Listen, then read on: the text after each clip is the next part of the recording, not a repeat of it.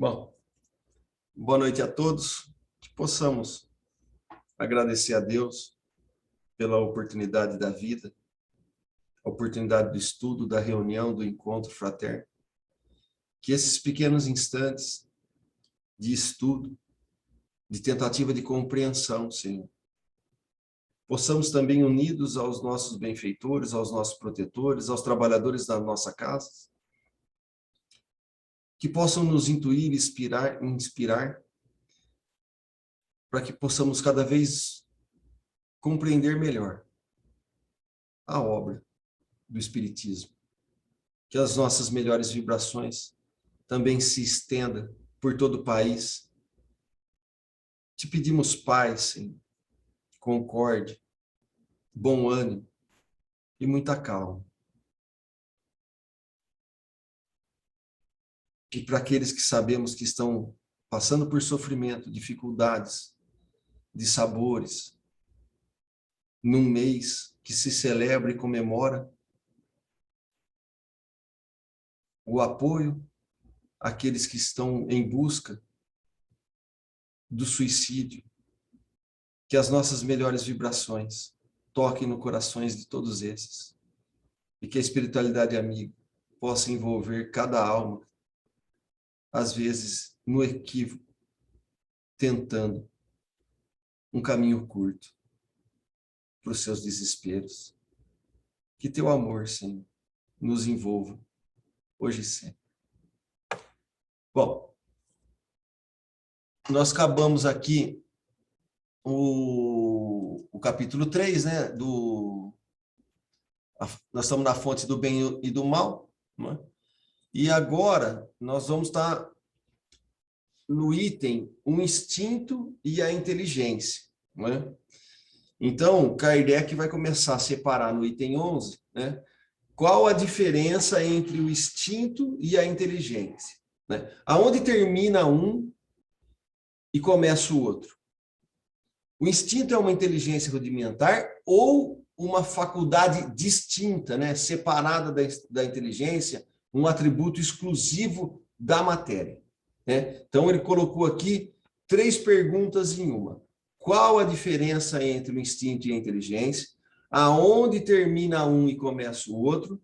E se o instinto aqui, né, essa inteligência rudimentar, ela é uma faculdade à parte, ela é um atributo exclusivo da matéria, né? É isso que ele está pondo como reflexão. E aí ele vai começar. O instinto é a força oculta que impulsiona os seres orgânicos a atos espontâneos e involuntários, visando a sua conservação. Nos atos instintivos não existe reflexão, combinação, nem premeditação. É assim que a planta procura o ar,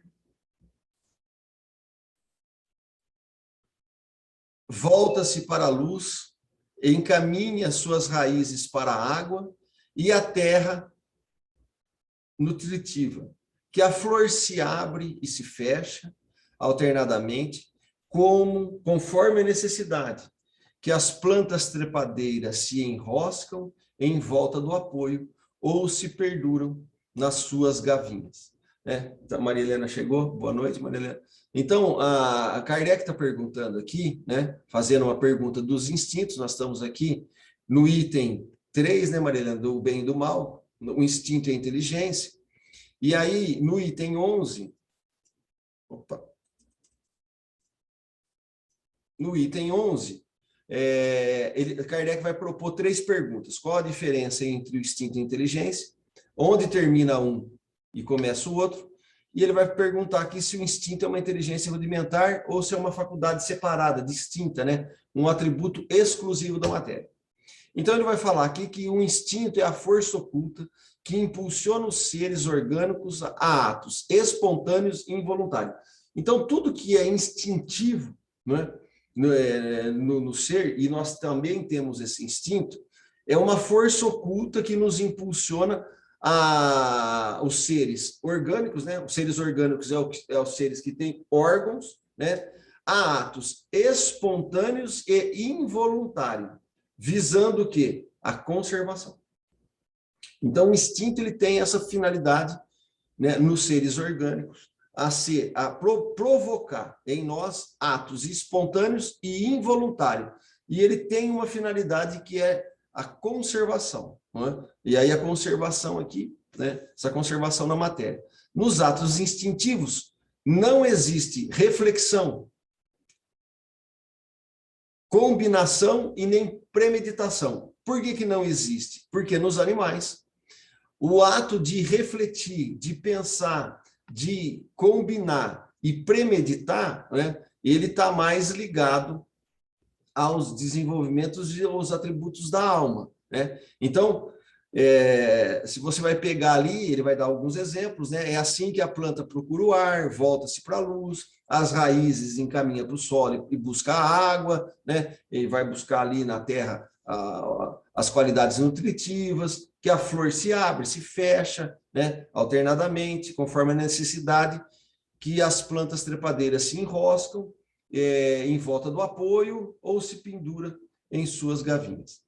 E ele continua. É pelo instinto que os animais são advertidos do que lhes seja útil ou nocivo, que eles se dirigem conforme as estações para os climas propícios, que constrói sem lições preliminares, com maior ou menor arte, de acordo com a espécie, seus ninhos macios e abrigos para sua prole, assim como uma armadilha engenhosa para pegar a presa, com o qual se nutrem, que manejam com destreza as armas ofensivas e defensivas de que são dotados. Que os sexos se aproximam, que a mãe esconde seus filhotes e que estes procuram o seio materno. Então, o instinto, né, nos animais, o que é esse instinto? Ele é uma advertência para todos nós, porque nós estamos encarnados, estamos aí também pelo corpo animal participando de tudo isso, né? E esses instintos eles vão servir para o animal para alertar, advertir o que é útil e o que é nocivo. Então, o que é bom e o que é ruim, para a preservação, para a manutenção da espécie, né? E a perpetuidade das suas proles. Então, isso, cada animal, cada segmento desse, né? Cada gênero ou cada espécie de animal, eles vão ser dotados, né, de alguns atributos, de algumas qualidades, né? Como a aranha ela faz a armadilha e acaba se nutrindo, a abelha, a formiga, tem mecanismos diferentes. Mas o que chama atenção? Eles sempre fazem as coisas do mesmo jeito. Então, o João de Barro, ele sabe fazer lá a casinha, né? Sabe posicionar o melhor local daquela região da porta para não entrar o vento. Então, essas coisas, elas são instintivas e servem, né, para divertir o que é bom e o que é ruim. Então, se o João de Barro está construindo, ele vai saber ali o que é bom, o que é ruim, né, para poder conceber aquilo na hora de comer, na hora de procriação, porque, inclusive, na aproximação, né, do sexo, quando vai se aproximar, quando a mãe acaba protegendo os filhotes ou escondendo, né, daqueles animais que possam ali perseguir. Então, o instinto, ele é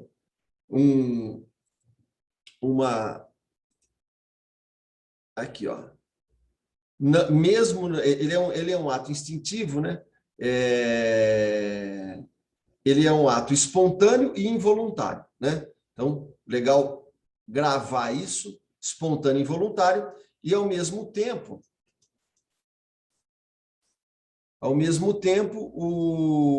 o instinto é uma advertência, né?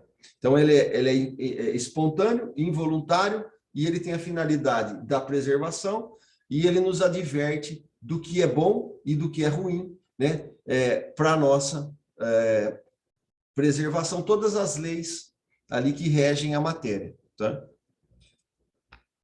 A inteligência se revela por atos voluntários, refletidos e premeditados, combinados conforme a oportunidade da circunstância.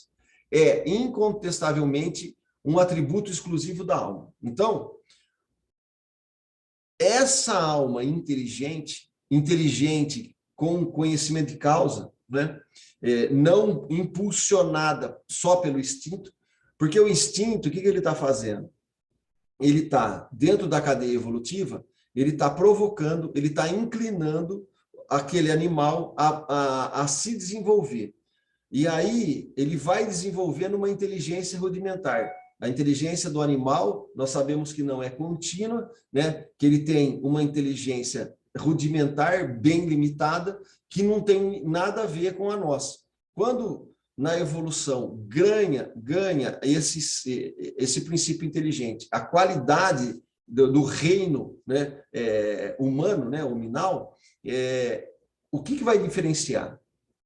A inteligência vai passar a ser revelada por atos voluntários, por atos que são refletidos, que são atos premeditados, combinados, conforme a oportunidade das circunstâncias. É incontestavelmente um atributo exclusivo da alma. Não é? Então, é isso que vai diferenciando. Todos os atos mecânicos são instintivos. Então, o que é o ato mecânico? Kardec vai dar o exemplo, né? Aqui, por exemplo, não sei se ele fala, aqui é mais para frente um pouco, do bebê.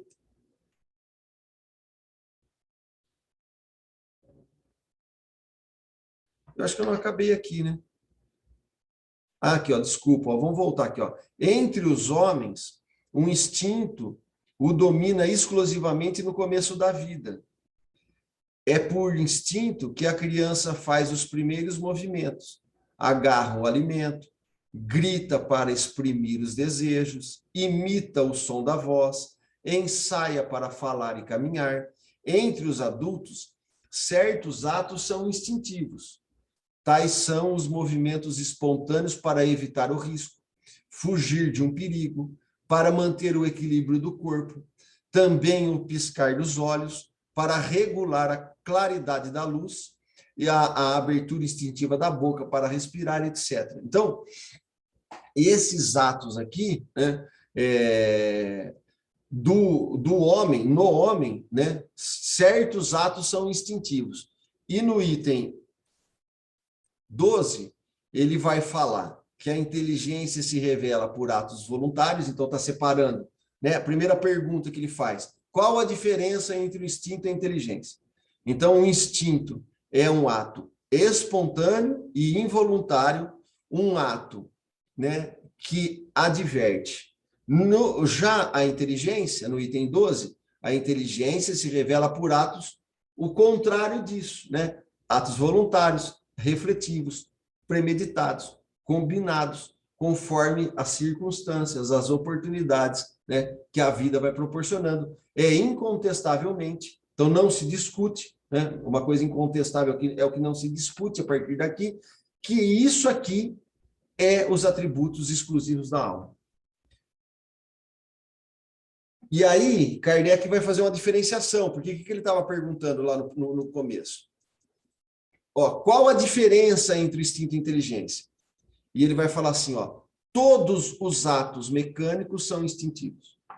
Então, todos os atos que denotam reflexão e combinação é inteligente.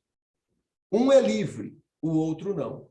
Então, quais são os atos que são livres, né? Que nós utilizamos do livre-arbítrio, né? Que são as qualidades da alma? São os atos voluntários, que nós temos que refletir, quando a gente vai planejando, né? A gente premedita a ação, são atos que nós combinamos para tomar decisão, conforme circunstâncias e oportunidades. Os atos instintivos são atos mecânicos. Então, todos os atos mecânicos, nós também temos, eles são iguais aos nossos, né, cachorros, gatos, os animais. O ato que denota reflexão e combinação é inteligente. Um é livre, o outro não é livre. Por que o outro não é livre? Porque o outro está subordinado à ação da matéria no instinto do corpo animal e é um ato involuntário, né? E é uma força oculta que impulsiona os seres orgânicos espontaneamente e involuntário. Então, você não... A hora que a gente vê, né, vai cair, você tem automaticamente um ato, uma força que nos impulsionou, oculta, não sabemos identificar, que nos remete ao equilíbrio. E isso é o ato instintivo. Né? Então, a criança lá, quando ela está com um incômodo na barriga, está com fome. Ela chora ou ela se movimenta ou ela se mexe em busca, né, do alimento. Então, um é voluntário, né? O outro não é voluntário. Né? Um é livre, o outro não é livre. E é bem interessante, porque nós estamos aqui no capítulo do bem e do mal. E o que tem a ver, né? Nós poderíamos perguntar, o que tem a ver o instinto com tudo isso? Né? E por que Kardec está começando a separar instinto e inteligência? Porque o instinto, para a preservação, vai servir como aviso e regulamentação do que é bom e do que é mal para a nossa perpetuidade da espécie na matéria. E a inteligência? Né? A inteligência já vai também, né, ser um ato livre, refletido, voluntário, que vai ter qual finalidade? Né? Qual o objetivo do Espiritismo? É o nosso desenvolvimento moral. Então, a partir do momento que nós estamos agora, né, nesses estágios que nós nos encontramos, utilizar a inteligência, o ato reflexivo, o ato que a gente tem a premeditação, né, que nós estamos combinando, planejando ali faz 1 ano, 2 anos, ou ontem, ou hoje, para amanhã, né, são atos combinados que vai depender da oportunidade da circunstância. E aqui começa a chave da questão. Porque como que nós vamos usar esse ato livre, voluntário, refletivo, premeditado, combinado, para que oportunidade, para que circunstância, para que intenção agora eu vou colocar toda a minha força, de toda a minha alma e de todo o meu corpo, né? Todos os meus recursos agora, com o ato livre, eu vou poder canalizar isso. E aí começa, né, e a importância de nós começarmos a separar o que é uma coisa e o que é outra coisa, para bem compreender essa relação do que é o bem e do que é o mal. Lembrando que nós temos, como Kardec colocou, os males físicos, né, e os males morais. Os males físicos, nós temos o instinto, que são atos involuntário, espontâneo, né, que vai ter o objetivo da conservação. Então, nós vamos saber instintivamente o que é bom, o que é ruim para o nosso organismo. Isso nós já vimos lá no animal. Então, nós vamos experimentando e instintivamente nós temos esse alerta para poder tomar cuidado e sobreviver o máximo que der, né, numa matéria que tudo converge na matéria para desagregar. Né? Nós nascemos, unimos esses 100 trilhões de células e uma hora isso vai se desfazer. Né? Agora, então, o instinto, que é o relacionado com a matéria, ele vai servir para saber o que é bom e o que é ruim, né, para a regulamentação da nossa vida física.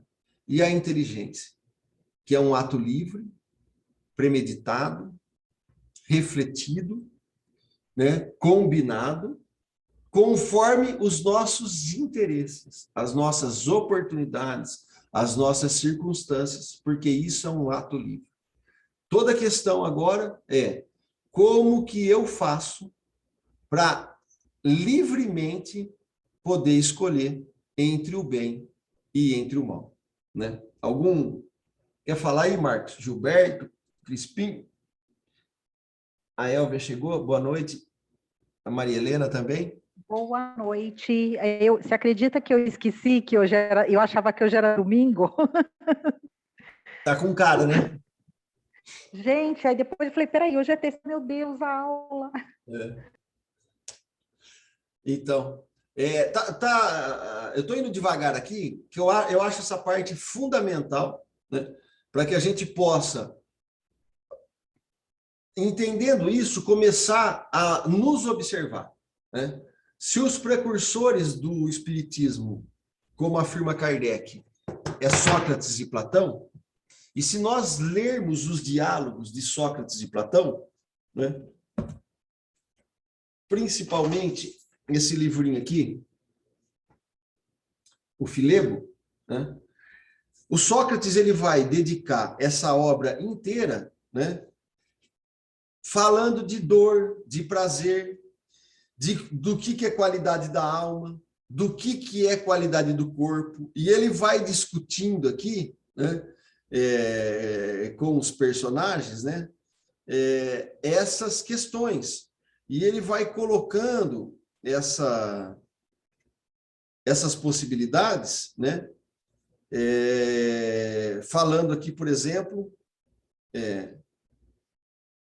prazer e dores surgem dos vícios da alma, né? E às vezes do corpo. Ele vai, né? É assim. É claro que os maiores prazeres e as maiores dores não surgem da virtude, mas em algum vício, né, da alma do corpo. Então ele vai fazendo uma série de questões que ele vai colocando que os excessos, né, vão fazer. Aí ele vai identificando assim, ó, a palavra inveja, mencionada há pouco, tu a tomarias como alguma dor da alma ou o que seria? E aí ele responde, dor da alma, né? Então ele começa aqui nessa obra tentar separar, né, o que era manutenção e coisas boas para o corpo e o que era vícios, né, e desregramento ou boas qualidades atribuídas à alma. Então ele começa a navegar em cima disso com a finalidade de falar, olha, quem usa o livre-arbítrio, quem usa a inteligência e busca as qualidades morais, esse começa a vencer o prazer e a dor, né, que são atos mais ligados ao corpo. Ele começa já a apontar para esse caminho, Sócrates, no diálogo, aonde ele vai falar assim, olha, aquele que é bom, né, ele tem que ser bom não pela busca do prazer, mas ele tem que ser bom pela busca do bem e das qualidades da alma, que é uma virtude, que tem que ser um bem não só para si,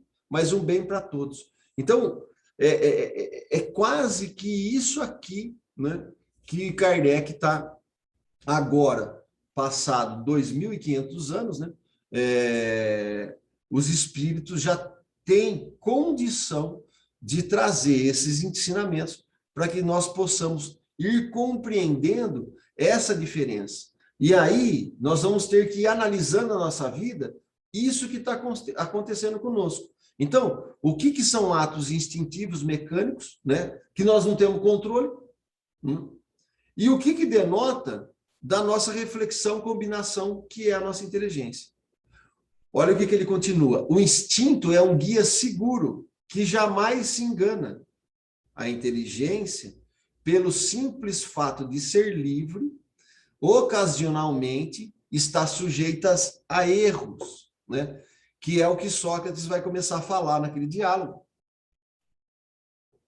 Porque a hora que você experimenta a comida e a comida te dá prazer, mas você não para de comer porque você está saciado, mas aí você vai em busca de mais prazer, você extrapola a necessidade da matéria, e aí você começa a ter dor, né? Você começa a ter doenças, desenvolver desarranjos orgânicos pelos excessos. Então, ele vai lá falar do excesso do sexo, do excesso da bebida, o excesso da comida, que vai ser um mal.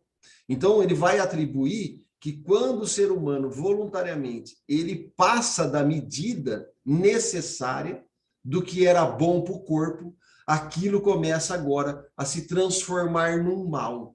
Num mal porque vai trazer mal físicos, né, de sabores, desarranjos físicos, mas também vai trazer outras consequências, que ele começa a apontar. Que a hora que eu quero as coisas só para mim, né, então eu estou necessariamente buscando um bem em primeira instância, mas é o bem só para mim ou para o meu grupo, eu estou abrindo a oportunidade do pertencimento do próximo. Quando eu faço isso, eu estou produzindo um mal, né? E aí, então, isso tudo já está em germe, né, que Sócrates está tentando nos apontar. E agora, com o advento do espiritismo, a espiritualidade vem aqui, completa isso de uma forma muito brilhante, porque na época de Sócrates isso não era um consenso, né? Ele começou uma investigação, né? E aí era isolado, né? E hoje nós temos a capacidade e já a oportunidade de realmente viver isso com mais profundidade, com mais experiências, e com mais segurança, né? Então, o instinto, ele é sempre um guia seguro, que jamais se engana. A inteligência, pelo simples fato de ser livre, ocasionalmente, né, pode acontecer de estar sujeita a erros. Então, se o ato instintivo não tem caráter do ato inteligente, ele revela, entretanto, uma causa inteligente essencialmente previdente. Então, o que Kardec está colocando aqui? Se o ato do instinto ele é um ato seguro, que jamais se engana, embora ele não tenha um caráter do ato inteligente nosso, não é? Voluntário, né? Que nós estamos ali consciente daquilo, premeditando aquilo, né? Elaborando, combinando elementos para tomar decisão. Entretanto, Kardec fala, existe uma causa inteligente essencialmente previdente. Quem está prevenindo tudo isso, né? Quem está prevendo tudo isso? Quem é o mantenedor, né, essa causa inteligente por trás do instinto, né? Então, Kardec vai fazer uma conjectura. Admitindo-se que o instinto procede da matéria, torna-se forçoso admitir que a matéria seja inteligente. Até mais inteligente e previdente que a alma, já que o instinto não se engana. Ao passo que a inteligência nossa, por ato voluntário, né, premeditado, ele se engana. Então, se considerarmos, Kardec continua, o instinto como uma inteligência embrionária, como explicar, em certos casos, que seja superior à inteligência racional? Não é? O que lhe dá a possibilidade de executar coisas que ele próprio não pode produzir? Kardec faz algumas perguntas, né? Se ele, né, ou se o instinto é um atributo de um princípio espiritual especial, ou que vem a ser esse princípio? Outro questionamento, outra conjectura que ele está pensando. Depois que o instinto se apaga, este princípio seria destruído? Se os animais são dotados só de instintos, seu futuro fica sem saída. Seus sofrimentos não teriam nenhuma compensação. Isso não estaria conforme a justiça e a bondade de Deus. Então, Kardec vai fazendo umas colocações, né? E também vai falando, olha, se for desse jeito, não fecha, não fecha a conta, não dá para ir muito por aí. Por quê? Porque nós já estudamos os princípios de Deus, né, no capítulo 2, e já estudamos os caracteres do Espiritismo no capítulo 1. Então, é embasado no capítulo 1, né, que é os caracteres da doutrina espírita, e o capítulo 2, que é os caracteres do que nós sabemos que Deus não pode deixar de ter. Essa teoria que Kardec está colocando, ele mesmo fala que não estaria conforme a justiça e a bondade de Deus. Então, não dá. Ele vai pensando para fazer com que a gente pense, e ele vai estar, ao mesmo tempo, arrumando o pensamento. Olha, daqui não dá para ir, porque aqui resvala na bondade de Deus, para cá não dá para ir, porque resvala na justiça de Deus. Várias vezes ele está fazendo isso, né, ao longo aqui da obra. Ok? Alguma colocação? Podemos seguir? Vai ajudando aí. Arthur, então, eu estou me recordando, né? Não sei se está mais para frente ou se vai chegar ou se está um pouco para trás, porque eu li semana passada, eu não estou recordando. Que ele fala que o instinto, né? Por exemplo, seres os animais e os hominídeos, quando iniciam a sua caminhada na vida dos homens, humana, né? Eles estão mais próximos do instinto. Sim. O instinto está ligado mais às questões materiais, tipo comer, dormir, se reproduzir, né? E à medida que a gente vai na nossa caminhada ganhando livre-arbítrio, o instinto ele vai se enfraquecendo, porque aí são as nossas escolhas. Tanto que você falou assim, se eu comer muito, aí eu acho que aí tem mais a ver com vício mesmo, né? Um vício que a gente já adquiriu. Essa questão, eu tenho um limite para comer, mas se eu ultrapassar aquilo, eu posso ter um desarranjo intestinal. Então, acho que está mais ligado com a questão dos nossos vícios mesmo, né? Porque é gostoso, é prazeroso, então a gente vai querer mais daquilo que a gente acha que é gostoso. E aí o instinto, ele vai regular mais essa nossa vida, por exemplo, dos órgãos, da respiração, na vida inteligente, já pelo menos é o que eu entendi, você me corrija se eu estiver errada, né? Não sei se também Não, é por aí, é isso aí. Corretamente. A gente já tem essa capacidade de se dirigir, aí a gente tem que tomar o cuidado para não cair no vício, né?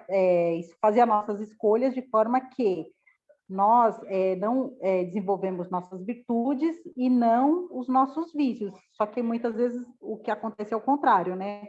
A gente acaba desenvolvendo mais os vícios do que a virtude. Não sei, foi o que eu entendi do isso, instinto. Na vida que nós estamos, a gente o instinto ele já está mais enfraquecido, assim, ele faz parte, do trabalho dos nossos órgãos, né, que trabalham sem que eu precise falar estômago, né, coração bate, fígado, né, então é instintivo, mas a nossa vida, né, na comunidade, na sociedade, no nosso dia a dia, ela está mais para o livre-arbítrio, que é a nossa escolha. E aí o instinto já é mais enfraquecido, salvo em algumas situações, né? Que é uma situação bastante... As crianças, por exemplo, a gente pode dizer até que elas têm que a vida delas é mais regulada pelo instinto, uma vez que elas ainda não têm, né, a idade suficiente para fazer as escolhas coerentes, né, que não coloquem elas em situação de risco. Mas aí, a partir da vida adulta, eu acho que já não. Você vê que aqui, no item 10, né, desse mesmo capítulo, eu voltei um pouquinho aqui, olha o que ele vai falar aqui, todas as paixões têm sua utilidade providencial, sem o que Deus teria feito algo de inútil e nocivo. Então, as paixões, né, esses prazeres da carne, né, do corpo, ele tem uma utilidade providencial. Porque se não fosse assim, Deus teria feito algo, né, que nos perturbaria, que não serviria para nada, algo inútil e nocivo. Olha o que ele fala aqui, é o abuso que constitui o mal. E o homem abusa conforme seu livre-arbítrio. Mais tarde, esclarecido, pelo próprio interesse, ele escolhe livremente entre o bem e o mal. Então, essa questão, né, Elvio, que você estava levantando, só um minutinho que eu acho que é a minha filha que está aqui. Deixa eu só abrir a porta, só um minuto. Vai comentando aí, Elvio.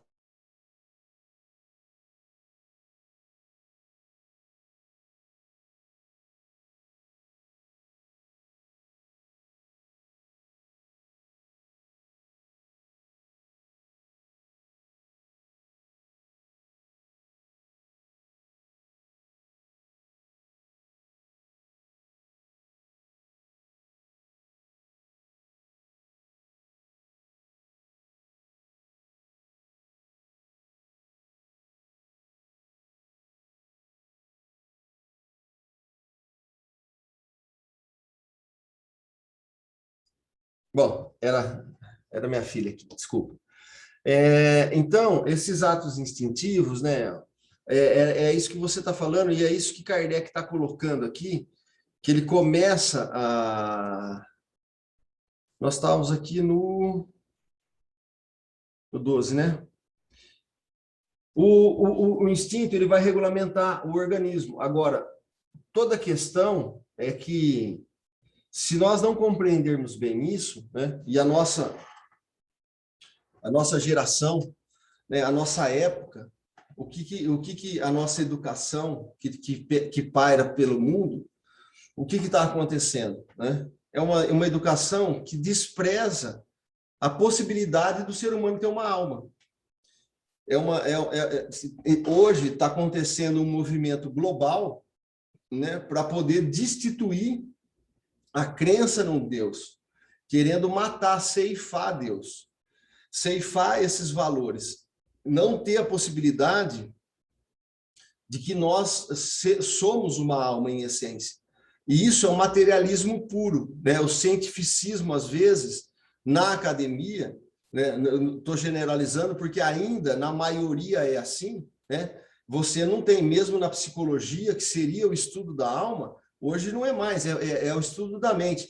Tem umas correntes dentro das universidades que já está voltando, né? Muita coisa está acontecendo para esses estudos, principalmente com a física quântica, mas o consenso geral, a nível global, é desprezar essas qualidades. E o que acontece com tudo isso? Nós vamos desprezando as noções da alma, né, e dessa relação com o Criador, nós vamos caindo no abuso das qualidades dos prazeres. E qual que é o problema disso? É que a hora que eu começo a colocar inteligência para satisfazer cada vez mais, né, um apetite sexual, um apetite da comida, da bebida e assim por diante, eu estou adquirindo hábitos que não eram naturais. Esses hábitos que extrapolam através do excesso. O que Kardec vai falar aqui, ó? É o abuso que constitui o mal. Então, nós vamos ter, pelo abuso, maus físicos por hábitos adquiridos, que é o que você falou, Elvia, é os nossos vícios.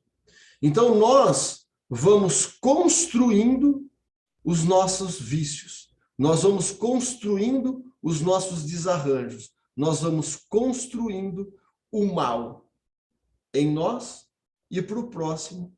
Porque quando a gente vai em busca do bem material, que é a busca dos prazeres em excesso, ó, todas as paixões têm uma utilidade providencial.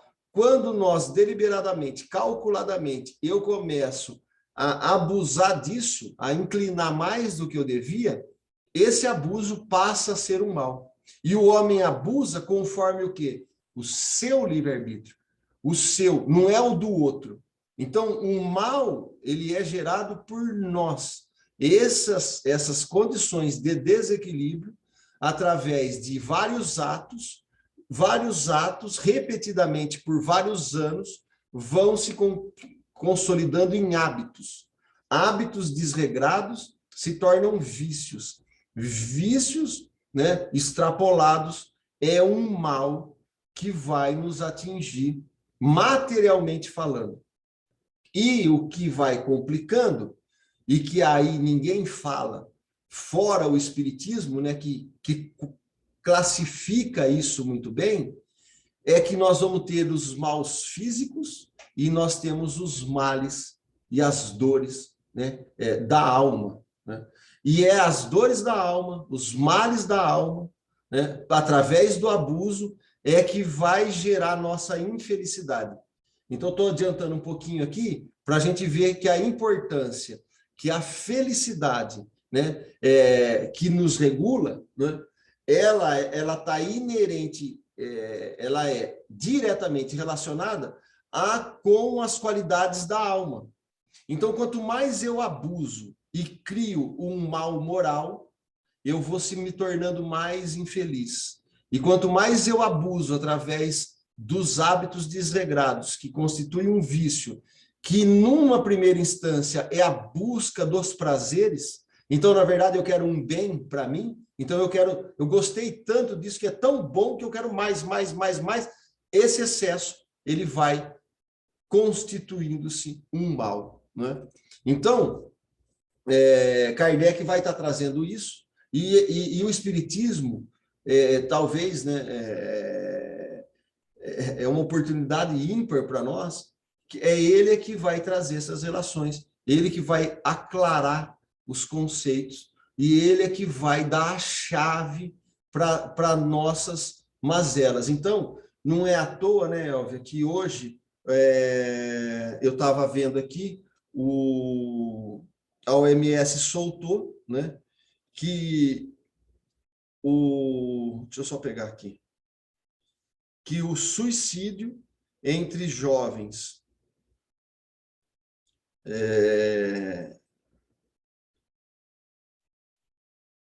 deixa eu só pegar aqui. O suicídio o suicídio é a segunda causa-morte entre os jovens de 15 a 24 anos. Isso saiu na Organização Mundial de Saúde recentemente. Né? Recentemente também tem uma publicação numa editora de saúde, que os suicídios aumentaram 12% em 4 anos nas cidades gaúchas, né? E ponteiam o ranking nacional. E assim vai. Com essa pandemia, né, o índice de pacientes com sintomas de depressão ultrapassam 90% na pandemia. Né? 40% dos brasileiros sentiram tristeza ou depressão na pandemia, aponta e diz estudo. Né? Então, tudo isso é por quê? Porque a nossa sociedade, desprezando o que nós estamos estudando aqui, desprezando, desvinculando a alma e desvinculando Deus, vai querer que nos prazeres está a nossa felicidade. O homem será feliz se ele for adquirir poder na matéria, se ele adquirir riqueza, se ele tiver potencialidades, né, de abarcar o máximo de satisfação que ele conseguir dar conta. Esse homem que atingir isso, esse ser humano que atingir isso, né, ele é o mais feliz. Então, se eu comprar 5 carros, eu sou mais feliz do que a pessoa que tem 2 carros. E assim se eu tiver 50 sapatos, eu sou imensamente mais feliz do que a pessoa que só tem um par de chinelo. Essas relações, elas não são relações de felicidade e infelicidade. Elas são relações que dá satisfação, dá alegria, dá prazer fisiológico, sim, mas o abuso é a fonte de todos os males, como Kardec está colocando aqui no item 10. Então, cada vez que o homem abusa, atribuindo do seu livre-arbítrio nos excessos das paixões ou das proteções, aqui no caso da vestimenta, né, para nos proteger do frio, do calor e assim por diante, né? E quando a gente vai abusando isso e depositando a nossa felicidade em ter aquilo, nós não somos aquilo, né? E isso também, por incrível que pareça, já está lá em Sócrates e Platão, que é o precursor do Espiritismo. E agora o Espiritismo está fazendo o quê? Completando. A humanidade desprezou Sócrates e Platão, a humanidade desprezou Jesus, né? E a humanidade agora tem a oportunidade, com o advento do Espiritismo, um outro esclarecimento para que a gente realmente possa compreender, né, do que nós somos constituídos e como, né, com esse conhecimento, nós poderemos melhor transitar no planeta sem sofrer, né? Sofrer mal físico é uma coisa que a gente todo dia nós sofremos, né? Eu vou ter sede, eu tenho uma coisa que me incomoda, porque o meu organismo está perdendo líquido e eu tenho que repor. E assim é a comida, e assim se eu sinto frio, se eu sinto calor. Então, a gente sempre tem na matéria, né, males físicos que pode chegar, às vezes, uma fatalidade. Ó, perdi uma perna, perdi um braço, sei lá, perdi um rim, né? E às vezes acontece. Mas isso não necessariamente eu preciso ser infeliz, porque a felicidade e a infelicidade, a partir do Espiritismo, ele sacramenta, trazendo que essa relação, né, como Jesus já nos esclareceu, que o reino de Jesus não é desse mundo, a felicidade e a infelicidade é de outra natureza. A natureza da felicidade e da infelicidade, da felicidade e da infelicidade é a natureza da alma. É outra natureza. Por isso que o reino de Jesus, que é o reino da felicidade por excelência, o reino da bondade, da caridade, do amor, né? Ele é de outro mundo, é de outra instância. O que ele está querendo falar? Olha, é de outra natureza. Não é da natureza animal. Da natureza animal é a natureza instintiva. E se nós utilizarmos da inteligência para inchar essa natureza animal, isso não é coisa boa. Isso vai trazer males, vai trazer dores, vai trazer ranger de dentes na figura de linguagem de Jesus, porque o excesso vai fazer com que nós tenhamos que dar conta dele, né? E depois que você inclinou demais para um lado, para poder voltar para o equilíbrio, exige sacrifício, né? E eu falo por mim aqui, que eu comecei a desenvolver pré-diabetes. Qualquer coisinha que eu coloco, que eu gosto, né? Hoje eu fiz um pão de queijo aqui, você come pão de queijo. Aí a gente já sente, né? Não é nada de exagero que eu estou falando, 2 pão de queijo. Mas você sente que já desequilibrou um pouquinho. Você vai picar o dedo lá, né, Gilberto? Aí a gente já vai para 120, 130, 140, dependendo do negócio.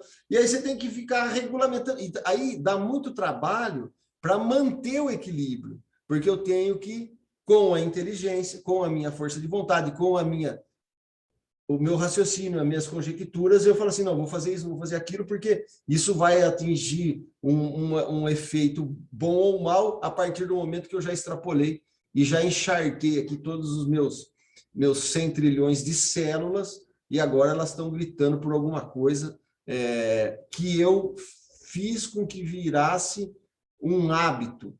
Então, o meu organismo habituou com alguns excessos inflamatórios no açúcar, por exemplo, né? Poderia ser no álcool, na droga, qualquer coisa.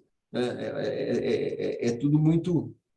Então, isso é muito importante para que a gente possa, refletindo, e transitar sem sofrer muito, né? Então, comida é bom, né? E mas em excesso, então é mal. Água é bom? Mas em excesso. Então, tudo isso nós vamos estar tendo que, através do nosso termômetro, que sou eu mesmo, né? Eu vou estar me regulamentando dentro da Constituição que eu tenho hoje. hoje eu posso isso e posso aquilo. E o Marcos Bassi, né Marcos? Às vezes o Marcos precisa de outras coisas que é bom para o organismo dele, que para mim pode ser ruim. Então, isso, por que tem essas diferenças? Pelo abuso ou pelas qualidades e necessidades dessa existência que nós estamos vivendo agora. Né? É isso aí, ó, é por aí, não?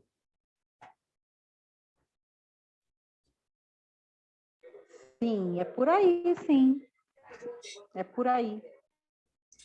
Então, Kardec então estava fazendo as colocações, né, dos instintos, conforme, então ele estava falando de um sistema, né, se fosse uma inteligência, se o instinto fosse uma inteligência embrionária, né, como é que poderia explicar isso, né, a possibilidade de executar coisas por ele próprio, que não pode produzir, então ele vai fazendo esses questionamentos, né? Se fosse um atributo de um princípio espiritual especial, né, o que seria, o que viria a ser esse princípio, né? Depois que o instinto se apaga, esse princípio seria destruído. Então ele vai fazendo essas conjecturas, né? E aí ele vai falando aqui que isso aqui não estaria conforme a justiça da bondade de Deus. E aí ele vai colocar aqui, ó, conforme outro sistema, o instinto e a inteligência teria um só e o mesmo princípio. Chegado a certo grau de desenvolvimento, esse princípio, que inicialmente teria apenas as qualidades do instinto, sofreria uma transformação que lhe daria as qualidades da inteligência livre. Receberia numa palavra o que se convencionou chamar de centelha divina. Essa transformação não seria súbita, mas gradual, de tal modo que durante certo período estaria misturada as duas aptidões, a primeira diminuindo à medida que a segunda aumentasse. Enfim, há uma outra hipótese que, de resto, se alia perfeitamente à ideia de unidade de princípio, resulta do caráter essencial previdente do instinto e concorda com o que o Espiritismo nos ensina quanto às relações do mundo espiritual com o corporal. Então, o que ele está falando aqui? Né? Ele colocou vários sistemas e no 14 ele está falando aqui, ó, enfim, uma outra hipótese que, de resto, se alia perfeitamente à ideia de unidade de princípio, resulta do caráter essencialmente previdente do instinto e concorda com o que os espíritos nos ensina quanto às relações do mundo espiritual com o mundo corporal. Sabe-se atualmente que alguns espíritos desencarnados têm como missão velar pelos encarnados, dos quais se convertem em protetores e guias, que os envolve com seus eflúvios fluídicos e que o homem atua, frequentemente de maneira inconsciente, sobre a ação desses eflúvios. Sabe-se ainda que o instinto por si mesmo produz atos inconscientes, predomina nas crianças e, em geral, entre os seres nos quais a razão é frágil. Ora, de acordo com essa hipótese, o instinto não seria um atributo nem da alma, nem da matéria. Ele não pertenceria ao ser vivo, mas seria efeito da ação direta dos protetores invisíveis que supririam a imperfeição da inteligência, provocando eles próprios os atos inconscientes necessários à conservação do ser. Seria como o andador, que sustenta a criança que ainda não sabe andar, mas do mesmo modo que a criança deixa de usar o andador, gradualmente, à medida que ganha equilíbrio, os espíritos protetores deixam seus protegidos liberados, à medida que se tornam aptos a se guiar pela própria inteligência. Assim, o instinto, longe de ser produto de uma inteligência rudimentar e incompleta, teria uma inteligência estranha, na plenitude de sua força, suprindo a insuficiência, seja de uma inteligência mais jovem, que induziria a fazer inconscientemente, para seu bem, o que fosse ainda incapaz de fazer por si próprio, seja de uma inteligência madura, mas momentaneamente tolhida, no uso de suas faculdades, assim como acontece com o homem durante a infância, e nos casos de idiotice e de afecções mentais. Dizes, proverbialmente, que há um Deus para as crianças, os loucos e os ébrios. Tal dito é mais verdadeiro do que se supõe. Esse Deus não é senão o Espírito protetor, que vela pelo ser incapaz de se proteger pela própria razão. Nessa ordem de ideias, podemos ir mais longe. Por mais racional que seja, esta teoria não resolve todas as dificuldades da questão. Para investigar as causas, é preciso estudar os efeitos, e pela natureza destes, pode-se concluir a natureza das causas. Ao se observar os efeitos do instinto, distingue-se, em primeiro lugar, uma uniformidade, uma segurança de resultado que não existe mais, na medida em que o instinto é trocado pela inteligência livre. Além disso, reconhecemos uma profunda sabedoria na adequação tão perfeita e constante das faculdades instintivas às necessidades de cada espécie. Essa uniformidade não poderia existir sem a unidade de pensamento e, por consequência, com a multiplicidade das causas ativas.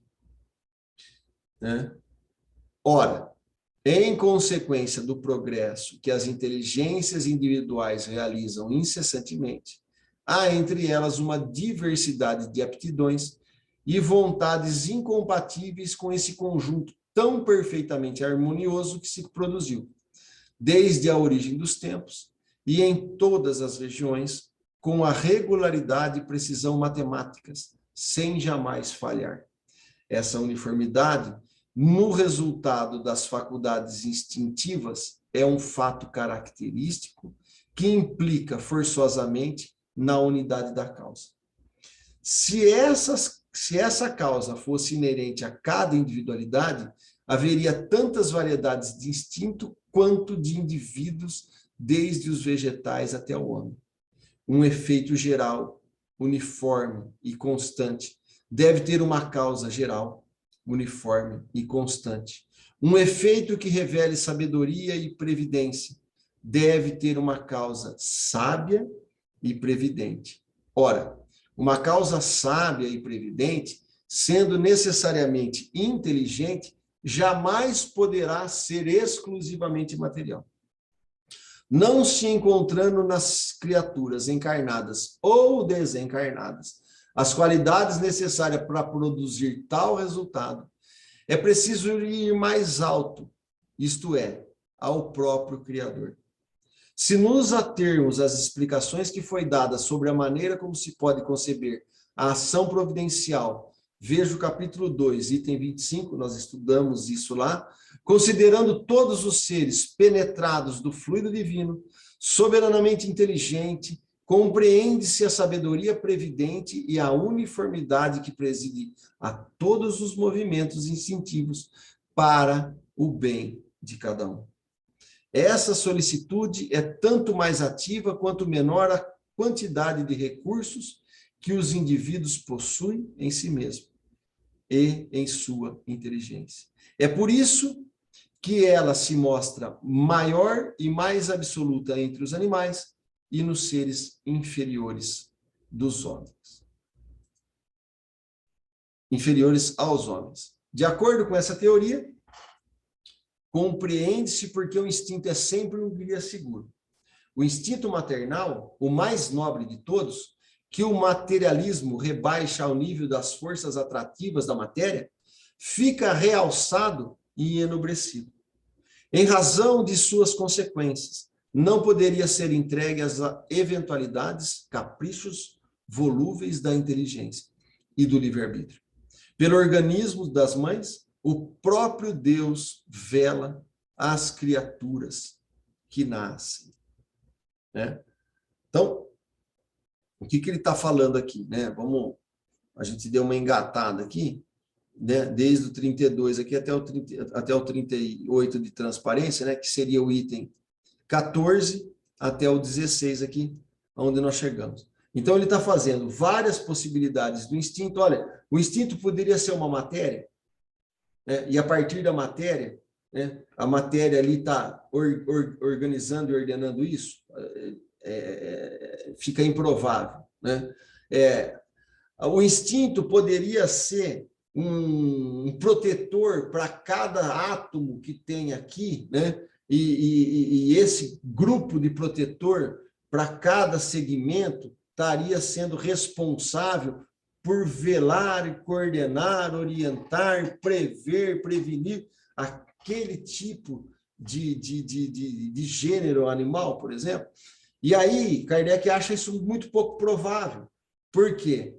Porque pela unidade, né, a permanência do efeito remonta a uma causa, né, um agente por trás muito superior. Que aí ele faz essa hipótese. Olha, o Criador é que teria as qualidades e os atributos necessários para manter essa unidade, né? Outros não dariam conta, porque se cada um, né, é um ser diferente, nós teríamos tantos instintos diferentes quanto as quantidades de protetores ou provedores disso. Então, ele está, né, colocando aqui a possibilidade, né, dentro desse pensamento, que aqui o instinto materno, né, seria muito mais enobrecido se fosse mantido, né, diretamente pela ação divina, coordenando tudo isso, né, como ele nos remete a ver no capítulo 2, o item 25. Então, ele vai continuar aqui.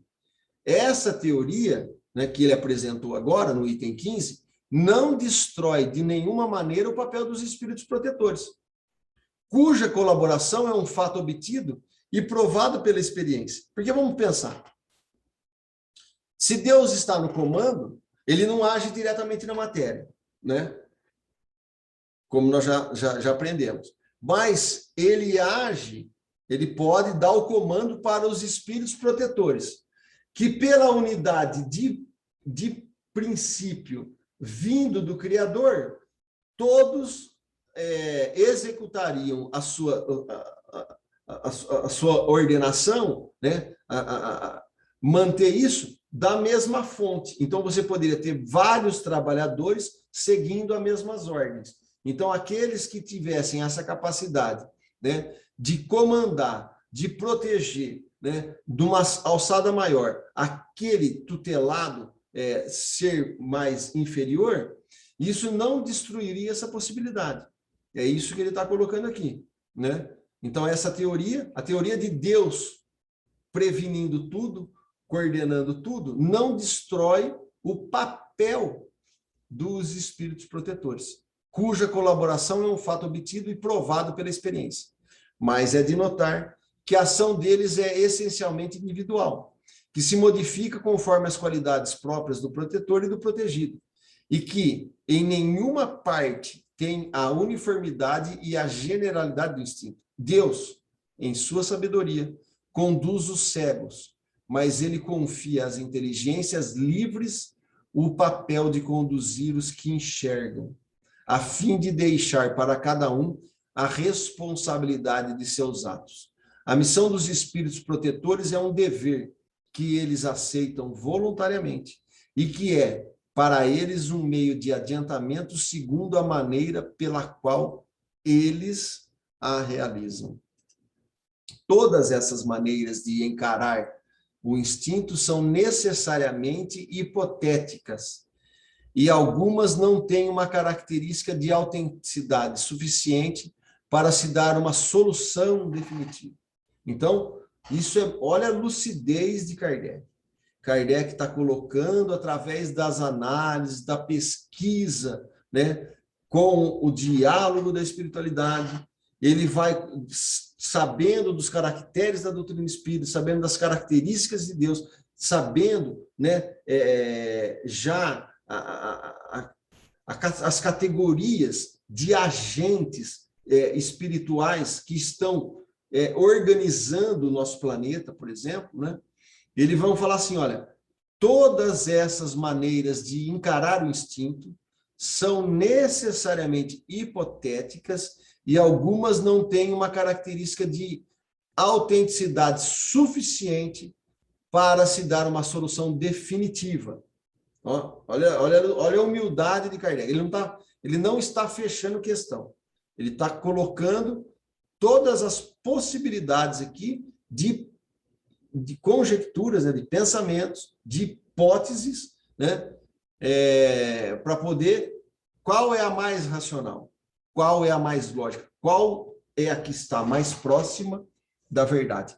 E essa metodologia que Kardec colocou aqui como um diálogo, pergunta e resposta, era a mesma metodologia que Sócrates e Platão estavam utilizando para desenvolver o raciocínio e qual daquelas possibilidades era a mais próxima com a verdade. Essa é a busca de Sócrates, né? A busca da verdade, a busca do conhecer, né? Na humildade de que não sabemos tudo, né? Só sei que nada sei, né? Então, essas questões, muita gente no movimento espírita, às vezes, um espírito falou alguma coisa, ele vai lá, briga, sanciona, né? Quebra grupos, impõe teorias.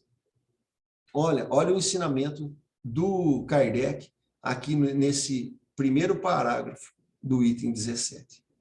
A questão será certamente resolvida um dia, quando forem reunidos os elementos de observação que ainda faltam. Até lá, é preciso se limitar e submeter as opiniões diversas ao cadinho da razão e da lógica e esperar que a luz se faça. A solução que mais se aproxima da verdade será necessariamente aquela que corresponda ao máximo aos atributos de Deus, isto é, com a sua soberana bondade e justiça, ver no capítulo 2, né, dos atributos de Deus, o item 19. Então, o que Kardec está nos ensinando aqui? Ele nos ensinou a como ele fazia. E ele fala assim, olha, a questão não está definida e ela vai ser resolvida um dia. Quando que ela vai ser resolvida um dia? Quando forem reunidos os elementos de observação que ainda faltam.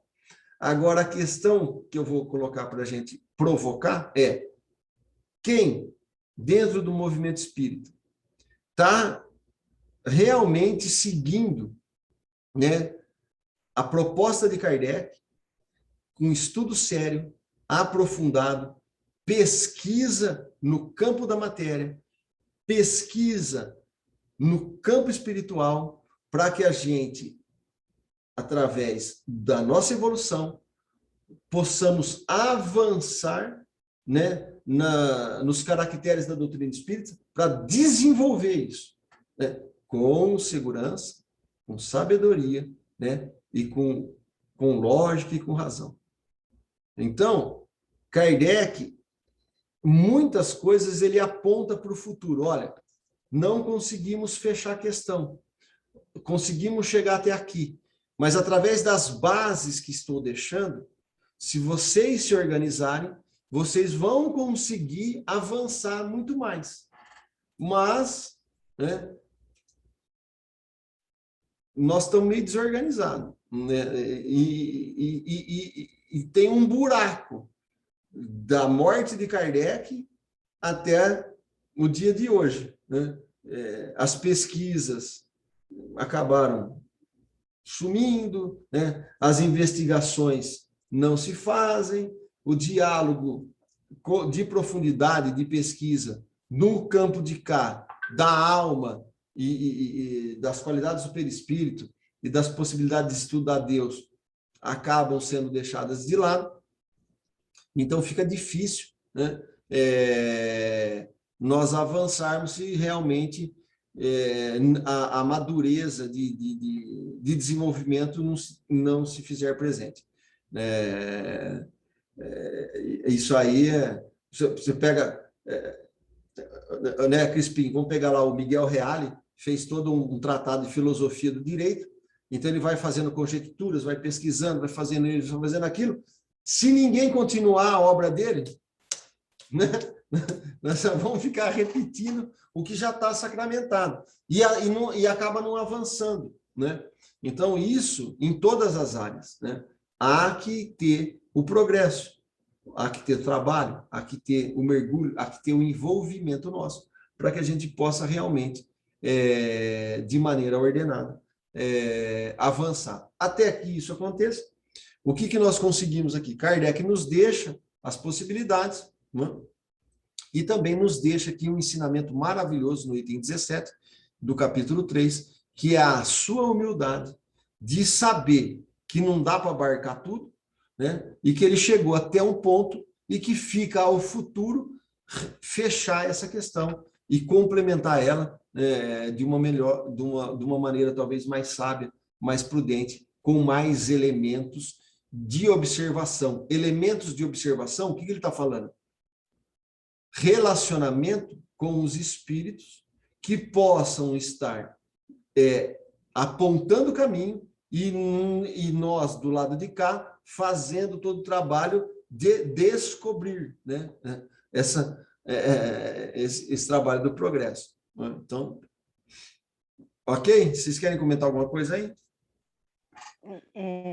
Alguém quer comentar? Se ninguém comentar, eu comento. Não, vai falando, porque senão eu fico falando sozinho. Não, achei interessante isso que você falou, né, do espiritismo, porque eu estava assistindo, não sei se vocês assistiram, uma live da Dora Encontre com Carlos Sete, do CSI Espiritismo, e com o coordenador lá do Movimento Espírita Francófono.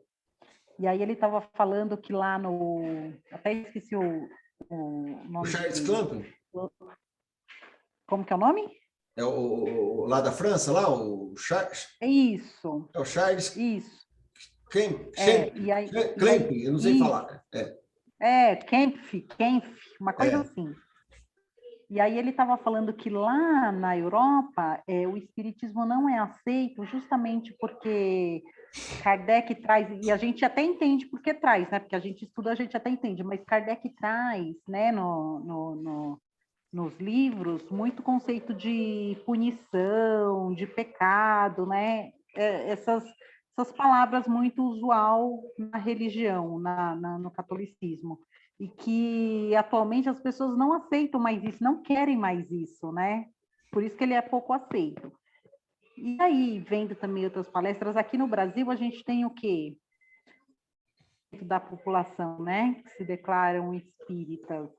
E mesmo assim, esses 2% são poucos os que realmente, como eu enxergo, né? Pode ser que eu esteja errada, não sei se como eu estou enxergando, minha visão está, né, anuviada, mas como eu enxergo, a maioria, pelo que eu enxergo, a maioria não estuda mesmo, assim, os livros de Kardec.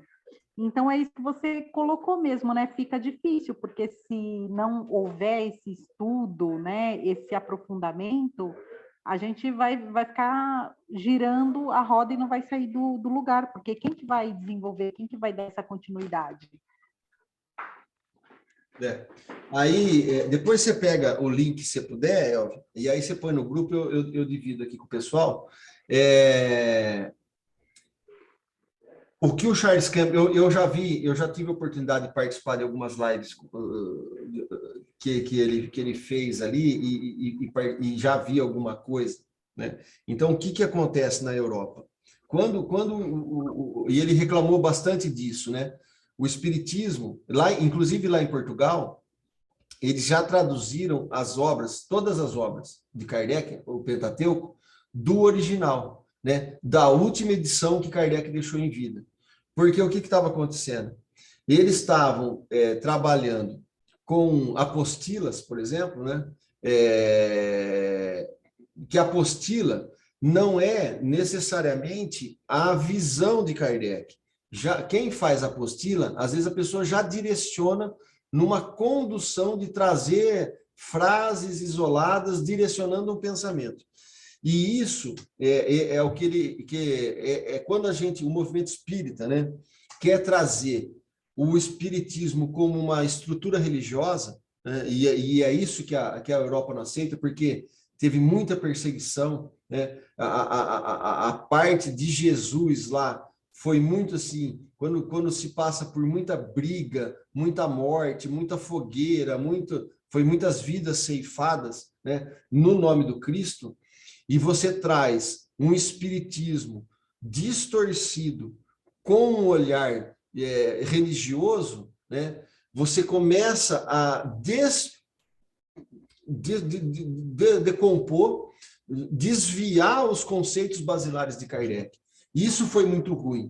E aí, quando eles estão agora estudando as obras, né, diretamente do original, eles estão enxergando um novo espiritismo. Porque quando ele, por exemplo, né, ele foi pedir para a FEB que ele queria estudar as obras, mas não queria aceitar as cartilhas da FEB, né, de cursos de médium, de como que tinha que fazer, cursos de passe, que eram coisas que não estavam de acordo com a proposta de Kardec, a própria Federação Brasileira, Espírita Brasileira, proibiu. Eu vi ele falando isso, né? Não tive a oportunidade de perguntar isso para ele, por que aconteceu.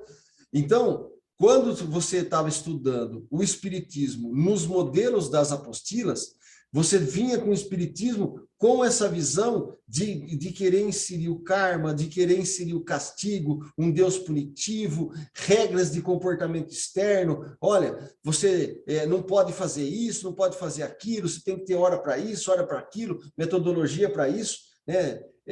Pessoal regulamentando o grupo de médiuns, por exemplo, olha, não pode invocar, não pode fazer isso, não pode fazer aquilo. Quer dizer, umas coisas que não estão na obra, mas estão em algumas correntes que estavam ali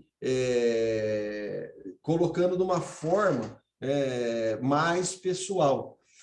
E o que eu percebi, né, Elvia? Que agora que eles estão resgatando os estudos nas obras primárias, em fontes primárias, eles estão redescobrindo um novo espiritismo. Então, realmente, o espiritismo até hoje não foi aceito na Europa de uma forma como poderia ser, porque o que estão sendo apresentado lá é um céu físico, é um inferno físico, o céu é o nosso lar, o inferno é um umbral, a hóstia virou a água fluidificada, né? A água benta, a água fluidificada, o passe virou a hóstia, e remodelaram a coisa de uma maneira que eles não veem a diferença. E aí não tem sentido, porque quando você começa a fazer isso, olha o que nós estamos estudando aqui, né? Atributos da alma, que é de outra natureza, e atributos do corpo.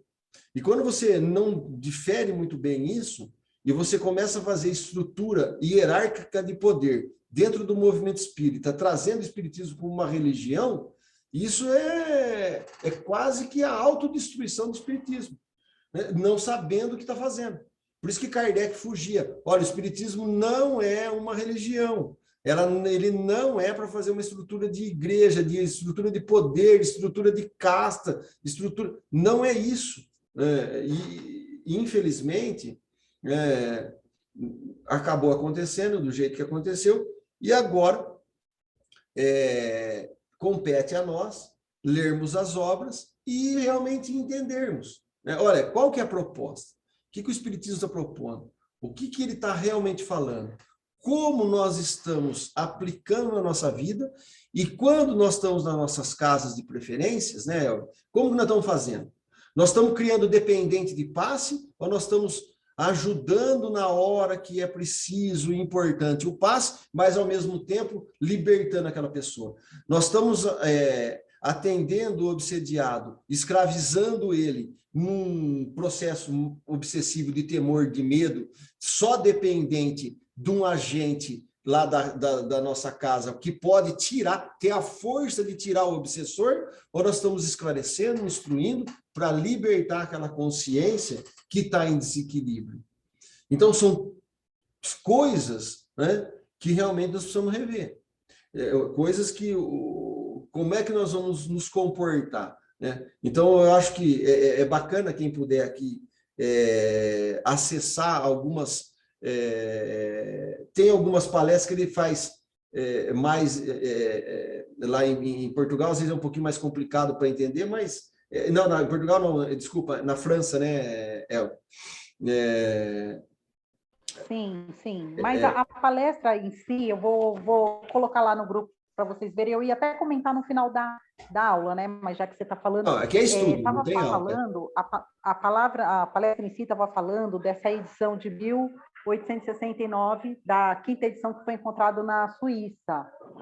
E aí o Carlos Sete falava assim, não, o que eles falavam exatamente? Mais o Carlos Sete adora encontro do que o Charles Kempf, que já foi batido o martelo, que a quinta edição foi, sim, deixada por Kardec, foi alterada por Kardec, porque foi encontrado essa edição na Suíça e papapá. Só que aí esse Charles Kempf, ele falava, olha, tem 5% que não, né? Porque se encontrarem documentos que esses 5% pode ser que alguém encontre algum documento que mude tudo. Mas, enfim... mas aí, viu, Elvia... de julho, né? No final do mês de julho. Aí eu falei, nossa, gente, mas essa discussão eu acho o seguinte, cada um escolhe, né, a edição que quer. Aqueles que acham que é a quinta, estuda a quinta. Os que acham que é a quarta, estuda a quarta. Não, mas tem uma questão muito importante para que a gente levar em consideração, que é o seguinte: o depósito bancário, né, eu estudei em cima disso que você está falando. O depósito bancário, que é o que sanciona a obra de qualquer editor, né, dessa quinta apresentada, ela é posterior à morte de Kardec. E já publicada pela editora do Lemarie. Então, o que vale? Para mim, é muito tranquilo. O que está na lei? Olha, a lei é o seguinte: uma obra que foi publicada fora do tempo do autor e que não tem o depósito bancário, principalmente na França, nós temos esses dados, nós podemos aqui, não precisa sair de casa, entra na biblioteca da França, você entra lá, pega os depósitos bancários e você vai verificar que não existe esse depósito bancário da quinta edição. O depósito bancário da quinta edição ele foi feito em 72. Então, ele foi feito mais para frente, né? O depósito bancário que tem lá de Kardec, tanto do Céu e Inferno e da Gênesis, né, que ele inclusive, Kardec já tinha deixado isso com 3.000 exemplares, né, era retirada de 1.000 por edição, mas ele já deixou pré-depositado para 3.000 edições, 3 edições para frente. Então, eu parto do pressuposto seguinte: primeiro, lendo as duas obras, qual é a mais coerente e mais lógica? Cada um toma a decisão que quiser. Segundo, por lei, né, porque por mais que se fale aí, não apresenta documento, apresenta uma impressão que você tem a editora, que não era já a que Kardec fazia, mas era já de Lemarie, num outro endereço. Então, para mim, a questão é jurídica. Olha, enquanto não apresentar uma prova jurídica, você tem obras que não foi Kardec que escreveu. Agora, cada um também é livre para tomar a decisão que quiser, né? Aí não tem, né? Eu concordo plenamente. Mas tá bom, isso é uma coisa bacana, porque, veja bem, cada um tem a liberdade de estudar e defender o que quiser, e não precisa ter briga por causa disso, né? Eu posso ter uma opinião, o Gilberto pode ter outra, o Marcos pode ter outra, e você pode ter, e mesmo assim a gente pode estudar junto, não tem problema nenhum, porque o nosso objetivo é a nossa melhora moral, né? Se eu vou conseguir isso dentro da lei de Talião, ou se eu vou conseguir isso dentro da proposta do Espiritismo do livre-arbítrio, não adianta eu também, né, ter a melhor obra, a mais fiel, a melhor tradução, e eu não pôr nada em prática, né? Às vezes tem muitas pessoas, que não é fora do espiritismo que não tem salvação, é fora da caridade. Né? Então, tem gente que não precisa, né? Não precisa nem de obra, já sabe. Não adianta ter e não estudar, não ler mesmo, né? Não adianta essa discussão e ficar se a pessoa mesmo não pega e não lê e não entende. Não vai resolver nada, né? Então, mas é isso aí. Eu acho que e é bacana. Eu sou a favor de ser aberto a qualquer possibilidade e cada um é livre para escolher, né? Ok? Alguém quer fazer a prece? Vou parar de gravar aqui.